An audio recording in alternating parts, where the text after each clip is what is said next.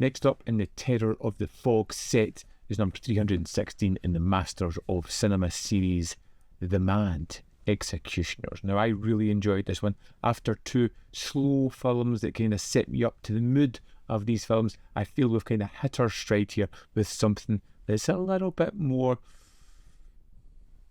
heading towards my sensibilities. London's been terrorised by a mysterious group of masked vigilantes who call themselves the Executioners. They hang convicted murderers who somehow have managed to get through the social system, have managed to get through the judicial system by hook or by crook.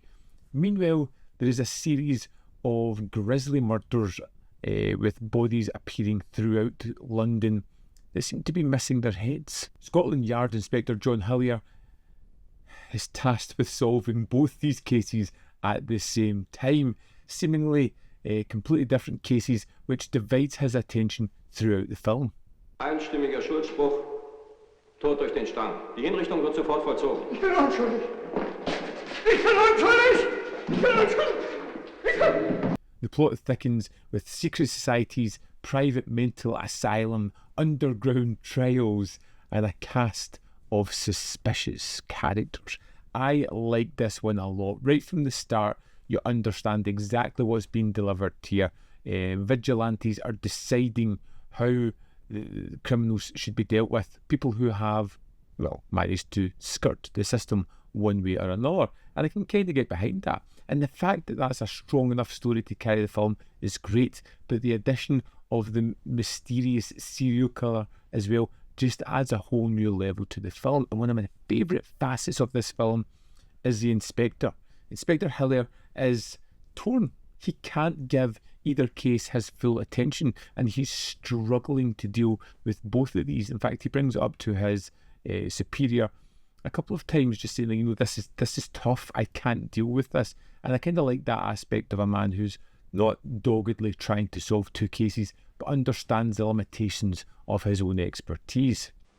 Setzen Sie einen anderen Beamten daran und übertragen Sie mir wieder den Fall des Mädchenmörders. Ausgeschlossen, Sie bleiben an diesem Fall. And I think what the film does remarkably well is it balances both of these plot points. You know, although the say, Executioner one is more flashier, it's more cinematic, and it's more intriguing, you still feel the remnants of this serial killer aspect looming around as well. It's constantly being brought up, mentioned and talked about, and there's a kind of mysterious aspect of why somebody is doing this. And it's a fine balance that it doesn't allow one of these to overpower the plot, balancing them both perfectly. Sie die Opfer, ob die schuldig sind oder nicht, das geht uns nichts an, das soll das Gericht entscheiden. Aber der Mann, der hier mitten in unserer Stadt diesen Menschen aufgehängt hat, das ist ein Mörder und den sollen Sie finden.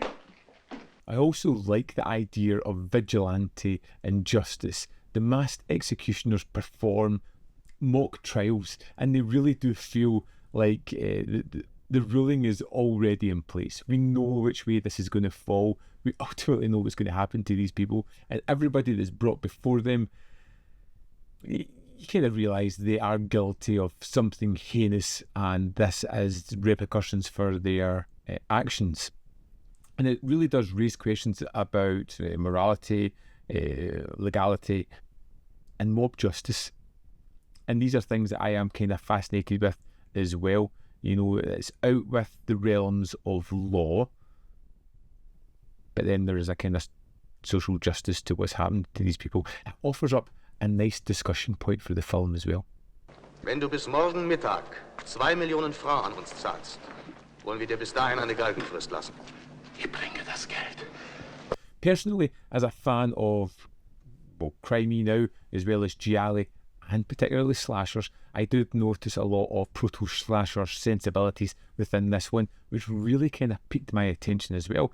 You know, a killer who decapitates women, who seems focused on that, is a slasher-style menace. You know, even by the restrained 1960 standards that we have here, there is still something horrifying about that. It prefigures elements seen within slashers and gialli that have yet to come. Could it be seen as a proto-slasher? How does it handle the violence compared to giallo? It keeps it all off screen. You never really see the killer stalking his victims, like right up with the black gloves and killing, but you can definitely see leanings towards how this would evolve and change throughout time, and in a decade's time, but we're going to get the more extreme version of this in several other kind of films. Der Kopf ist nach allen Regeln der Sezierkunst abgetrennt. Es muss sich einen Mediziner handeln. Schon wieder eine.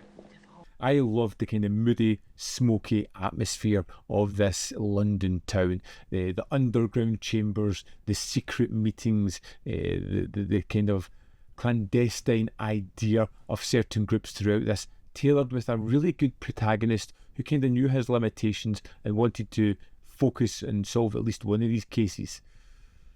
It goes in different avenues, and there's different sensibilities in various scenes. I particularly love one of the tense sequences later on where we kind of know who the killer is. We know one of the people who's going to be the next victim, and there's this cat and mouse sequence where tensions are really stretched out, and you feel that this could possibly be the demise of a character in the film that I really kind of enjoyed. We've hit the ground running now. We've had two films that were somewhat good points, somewhat bad points, and we've moved into The Mad Executioners, which was something that I really enjoyed. Definitely a standout in this set thus far. Definitely something that I attuned to more as I went on. I loved the setting, the characters, and particularly the interplay of that plot, taking two mysteries and entangling them with the one inspector, which I thought was really kind of great and was something I was almost pushing back against at the start of the film. Let's move into the disc and have a look at the extras. Here we are in the second disc of the Edgar Wallace Krimi set. This has The Mad Executioners with the introduction by Tim Lucas, without the introduction, the English language dub, and an audio commentary by Kevin Lyons and Jonathan Rigby. Also on this disc is a standard definition copy of The Phantom of Soho, a kind of mystery sixth film that's on this disc. The Phantom of Soho, as said in one of the extras, was an incredibly successful film, and I am glad they've included it. Even if they can't get better transfer, it's fine. It's still good to have this in the set.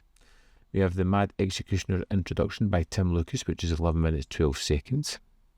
And The Phantom of Soho introduction by Tim Lucas, which is 8 minutes 45 seconds. Again, we get some great information on both of these.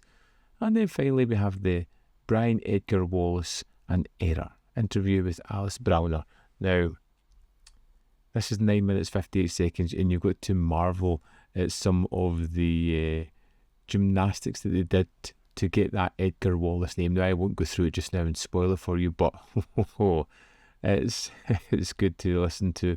And then finally we have a bunch of trailers, and that's the extras for The Mad Executioners. So there we have it, The Mad Executioners, the third film in this set. I am looking forward to moving on to the other two.